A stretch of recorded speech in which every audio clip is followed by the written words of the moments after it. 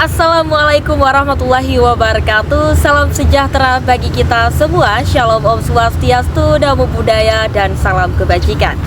Sebelumnya perkenalkan, saya Mila Sari dengan NIM 275. Di sini saya akan memaparkan argumen atau pendapat saya mengenai pasal 18 Undang-Undang Dasar Negara Republik Indonesia tahun 1945.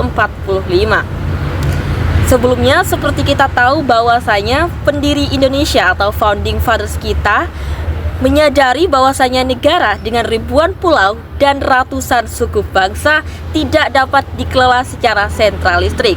Oleh karena itu, prinsip otonomi atau desentralisasi merupakan suatu keharusan sebagaimana telah diatur dalam pasal 18 Undang-Undang Dasar Negara Republik Indonesia tahun 1945 yang telah mengalami beberapa perubahan, terutama pada amandemen kedua yang menekankan kepada prinsip otonomi daerah seluas-luasnya. Sebelumnya, sebelum amandemen, pasal 18 ini terdiri dari satu ayat saja yang mengatur mengenai pembagian daerah besar dan kecil serta pemberian hak-hak daerah istimewa. Namun, setelah amandemen, pasal 18 ini diperluas lagi menjadi 3 bagian, yakni pasal 18, pasal 18A, dan pasal 18B.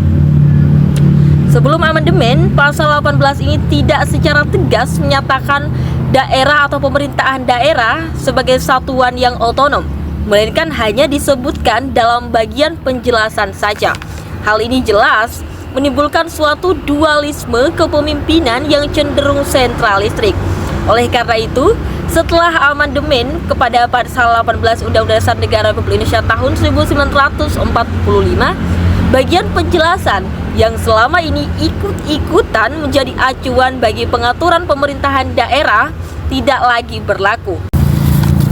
Terkait dengan pendapat saya mengenai paradigma baru pemerintahan daerah melalui pasal 18 yang telah diamandemen ini adalah lebih menekankan kepada asas desentralisasi yang lebih demokratis, lebih menghargai keberagaman daerah, dan memberikan ruang bagi pemerintahan daerah untuk mengelola pemerintahan sendiri.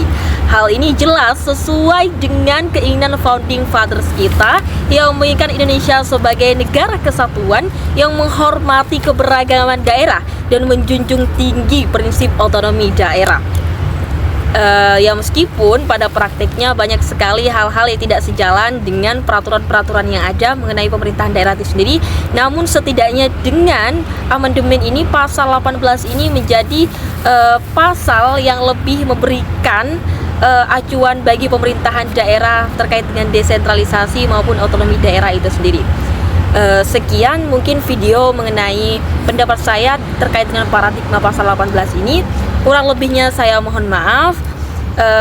Terkait dengan suara-suara yang agak berisik, saya mohon maaf juga karena saya tag video ini di atas rooftop kosan saya, jadi mungkin agak mengganggu Pak, tapi tidak mengurangi substansi terkait materi yang saya sampaikan tadi. Mungkin hanya ini yang bisa saya sampaikan. Terima kasih sebelumnya, thank you for your attention. Wassalamualaikum warahmatullahi wabarakatuh.